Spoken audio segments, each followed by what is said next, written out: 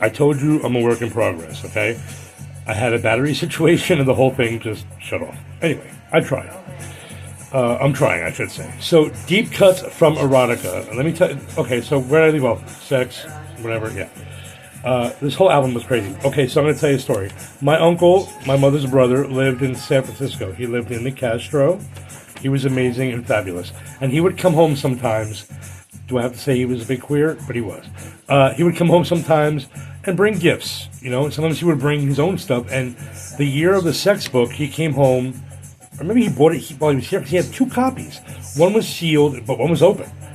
And we would have lots of family parties when we were kids. And I was a teenager at the time. And I remember during a family barbecue, I snuck inside, grabbed that book, and went in my cousin's room, pretty much bolted my door in there, myself in there, bolted the door down, and looked at that sex book, cover to cover, like agape. My eyes were like falling out of my head. I didn't know what the hell I was looking at.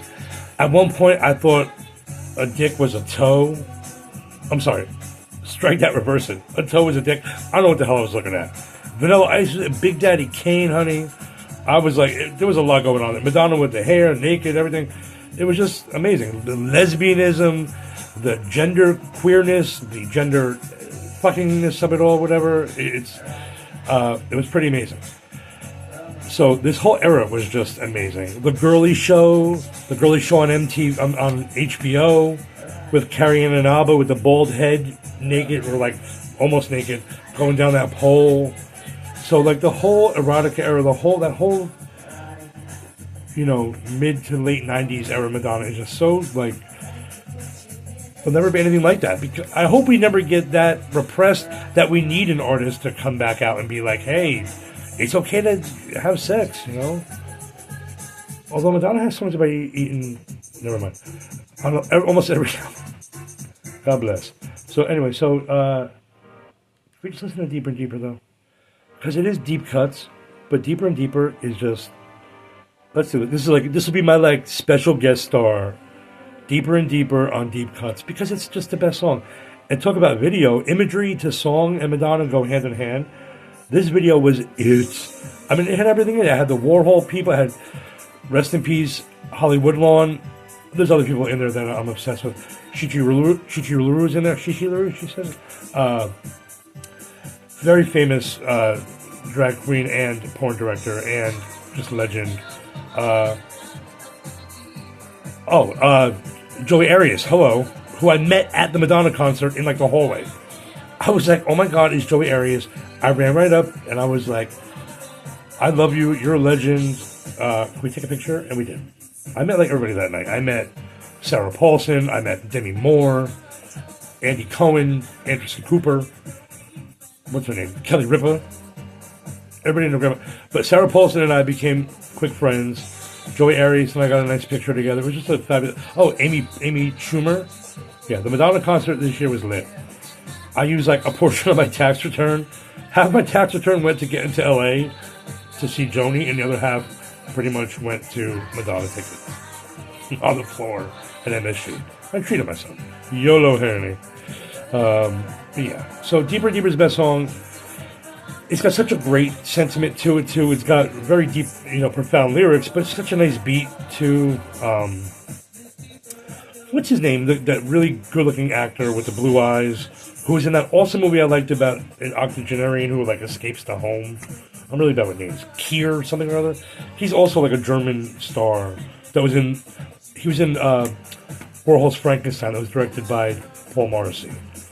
Oh, he's hot. I love him. Anyway. So let's go. Where Life Begins, I believe, is a song about vaginas, which, God bless. I love you, vaginas. On a peripheral level. I appreciate your importance. Bad Girl, oh, honey. She did this live with her daughter playing the piano. I was like, what? Okay, yeah, this whole album is like, okay, here we go. Thief of Hearts. Talk about songs that should have been released. With a crazy video, too. Bitch. I thought this was about... Robin Wright. I believe she wrote this song about Robin Wright for stealing Sean. Madonna Mafia correct me if I'm wrong. I'm probably wrong. But that's a cute story, though. Every time since I was like, what is this, 1992 this came out, whatever it was, I picture Madonna talking to Robin Wright Penn. Words, another great deep cut from this album. You know, this album, again, like so many of her others, she could have released, I mean, she released a few singles from this album. She could have released more. This could have easily been a single. It's a great single. It's a great little, like, you know, it's got like that 90s, see, my nose is, sometimes my nose hair attacks my mustache. Why am I saying this on here? No editing, by the way. The key to my success is going to be authenticity. And then I get phony, just tell me and I got to quit. I'll be like,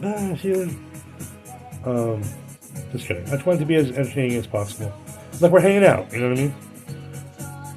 But here's the difference, is I can just keep going, and this is kind of like the perfect conversation, frankly, for me, because I have ADD. Love you. What else did I write for this album? That's pretty much it. I only just took notes with songs. Nothing really crazy.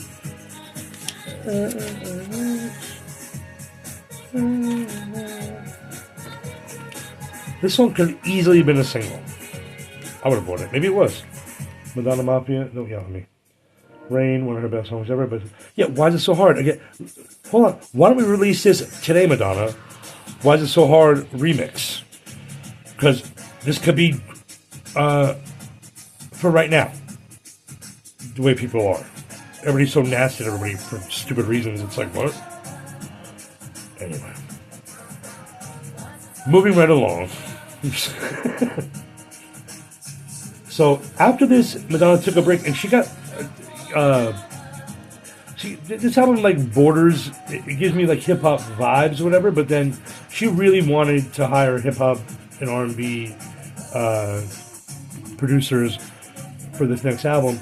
And when I tell you that it opens with one of her best, deepest cuts, Survival, forget it. I mean, and you know, it just gives you that like 90s like step. I'm too busy surviving, whether it's heaven or hell. I'm gonna be living to tell. So here's my soul. Oh, right here, girl. No risk, no glory. A little up and down and all around. It's all about survival. And we're still here. You know, I'm still here. And if you're watching this, you're still here too. That's pretty good. We did good so far. Let's get there. So yeah, the whole album is pretty much full of I'd Rather Be Your Lover. Come on. Is this Michelle Dago cello on this cut too? I could be. Yeah, I think so. Whatever. I'm like good at Madonna. Don't stop too. Release this tomorrow, Madonna. Re-release some of your old stuff. Oh my God. Where is the anniversary edition of Bedtime Stories? I'm not even one of those people, but I just want this album to be, you know, celebrated. It should be. It's silly that it's not. It's got so many good songs on it. Even Inside of Me, another song referencing vaginas. Really every album. Not like I care. Okay, Forbidden Love. An interesting concept that she has two songs named Forbidden Love. However, the one I like better comes way later on the Confessions album. This is good. Babyface, who I see what she was doing here, and it's a great, beautiful song. It's one of my favorites, actually. But the other one is better. So yeah, Sanctuary. Oh, this whole album, April. This is every time I hear this album, I think of my friend April, but she was the first person I knew to really like go to bat for this. Oh, take a bow, please. Don't make me cry, Madonna. All right. One of her best ballads ever. One of her most gorgeous videos. Not a deep cut, but again, special guest star. Take a bow right now, girl, because it's like a sin to change this. It's like a gay sin. You picture that cute bullfighter. Now, I hate bullfighting. Don't get mad at me politically or whatever. But I hate bullfighting. It's stupid, right? But I'm mad at that bullfighter.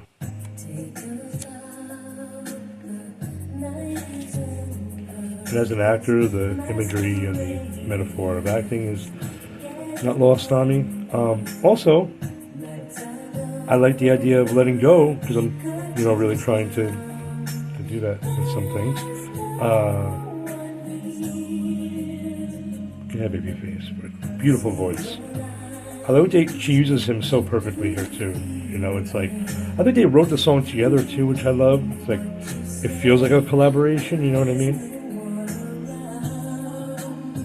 Watching you, watching me, one lonely star. I've always been in love with you. I guess you've always known it's true. I look right at the camera. You took my love for granted. Why? Oh, why? The show is over, say goodbye. It's hard to say goodbye, but sometimes you gotta be like, peace, man. I'm better off without you. Paging Dr. Freud. Self-therapy alert. Before this gets too out of line, we're gonna go to the next album on the trajectory, which is frankly one of my favorite albums of all time by anybody, which is Ray of Light.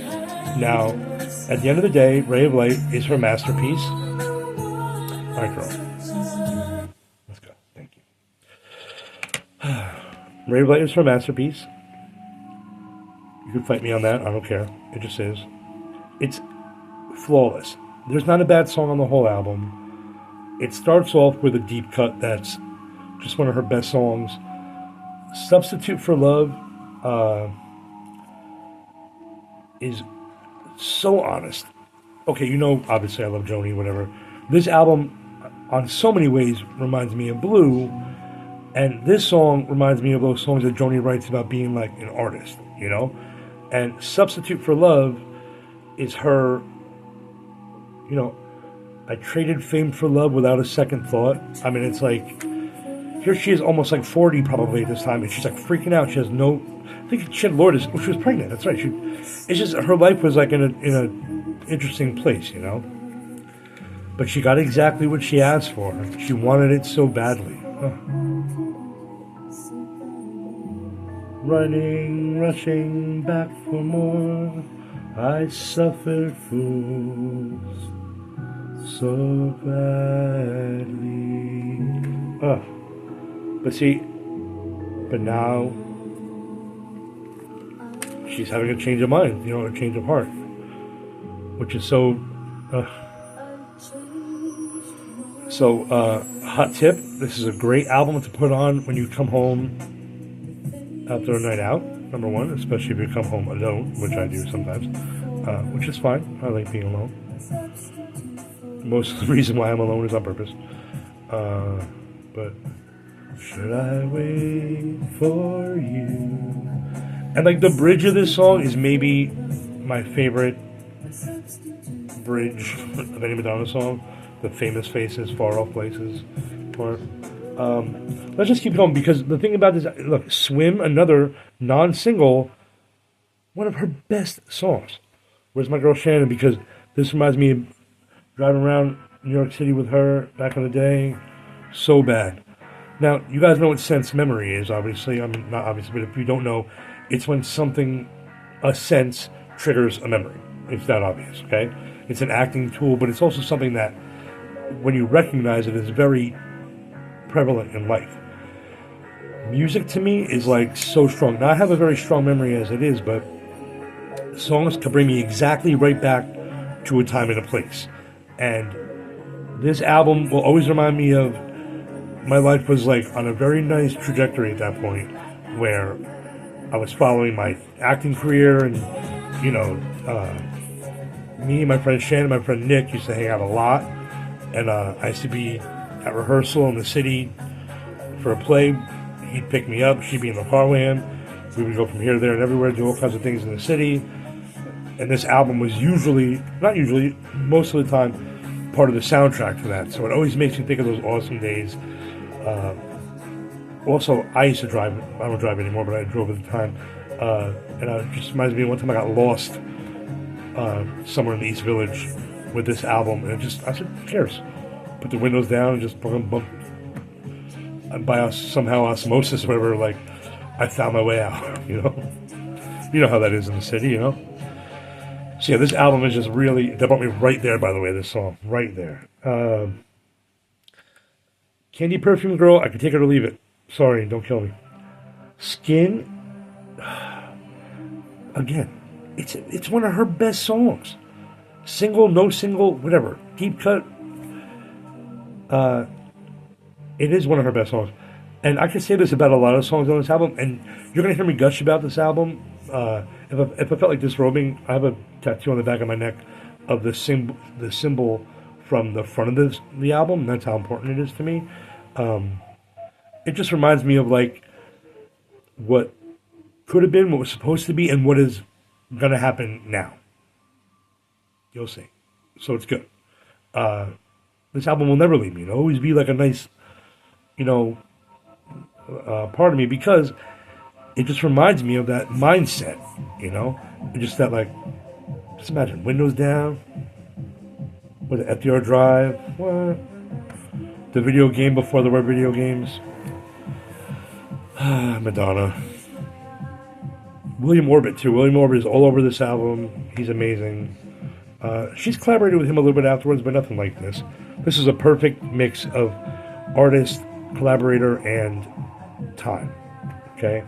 She was in a good headspace. She was doing the Kabbalah thing. She was pregnant, having babies, all kinds of stuff. There's a lot going on this album. There's a lot to love here. That was a single. Om Shanti, was that a single? But okay, another song that I'm not sure I know the words to, but when I sing it, I like make up the same exact sound that she does, and I get so close. I'm not going to do it here though. I'll spare you, I promise. Also, shout out to my friend David if he's watching this, because this Frozen and this album makes me think of him too. It was fun. The Power of Goodbye, was that a single? All I know is it is just everything. Your heart is not open, so I must go. Take that away. She's talking to me. And she's talking to us. If we needed to. Anyway, I'm just taking that out. Okay, also, speaking of talking to me, you happen not to hold... I'm one of those people that, like, holds on to love for some reason, and I had this, what I thought was, like, a one true love, and now it's impossible, just because let's not get into that. No editing, Kevin, no editing. But this song is kind of perfectly describes that relationship where it would have been something, it could have been something, but it wasn't anything. Like, really, at the end of the day, you got to just say that out loud, okay? But you had them on some level. You can't hold them. She gets it. See, Madonna is deeper than she lets people come onto. And this album was a real glimpse into it, but she never really got this deep again, frankly. Sorry. She didn't lose me after this album, but she started to really pander.